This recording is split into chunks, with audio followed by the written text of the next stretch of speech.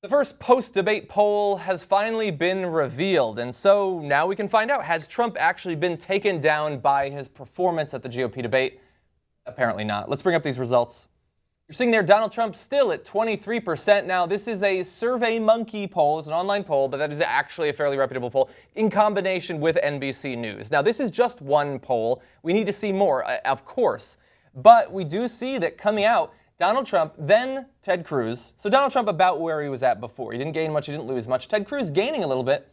Ben Carson at third, when Ben Carson had the most tepid debate performance I've ever seen in my life. Apparently just being a little bit optimistic and cracking a couple of good jokes is all you need to do well.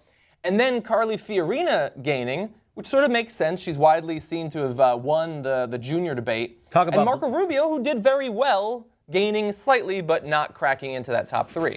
And I heard Carly Fiorina was so upset about not being on that main stage, she was bleeding from the eyes, according to Donald Trump. At the very least. But if you look, can you put that back up, that poll again, please? If you add up those first three, Donald Trump, Ted Cruz, and Ben Carson, I think we would all agree that those are the three most extreme candidates, right, for the Republicans. Perhaps. Huckabee's pretty extreme, though. I don't know. 47% of the Republican voters are okay with Donald Trump, Ted Cruz, Ben Carson. Yeah. And they say the Democrats are radical. Yeah, Ben Carson, Ted Cruz, Donald Trump gets half of their voters. Yeah. Those are the guys. Come on, talk about out-of-touch crazies. But at the same time, when you look at those numbers, another thing that stands out is, Donald Trump hasn't been running now for a week.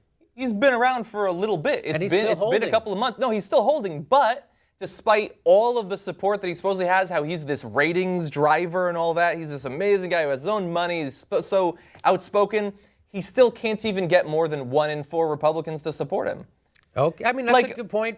Like the fact that Ben Carson can still get a significant portion. They have their fiscal conservatives running, they have their social conservatives, they have the hardcore religious, they have the former governors with the actual governing experience, they have the CEOs. They have so much representation across the board in these different categories, and Donald Trump, who is supposed to be so amazingly popular, still only 23%. I don't know. Maybe that doesn't say so much, but I don't.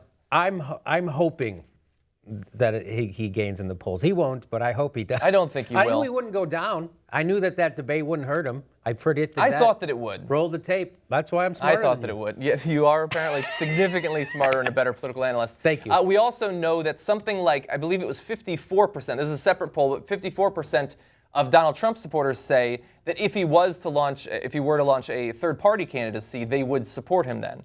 Which isn't necessarily an amazing sign for Donald Trump if he would lose half his support overnight if he was to run not as a Republican.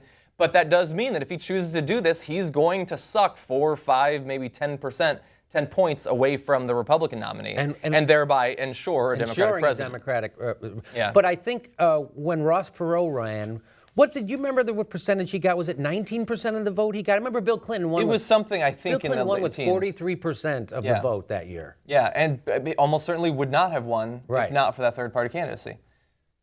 Thank God for that. Thank God for and maybe in 15 years or so, we'll be looking back and saying the same thing about Donald Trump today. Or more likely, in 2 months, he's going to be out of the race. We'll see. Maybe it would have been a good thing had George Herbert Walker Bush won a second term because, it was Bill Clinton who actually turned the party to the right, and he did that triangulation, and he turned liberalism into center-right politics for Democrats. Yeah. And now we're left with that legacy: Hillary Clinton, banks too big, all this stuff. That's why we have to have a Bernie Sanders candidacy. Maybe it would have. I think.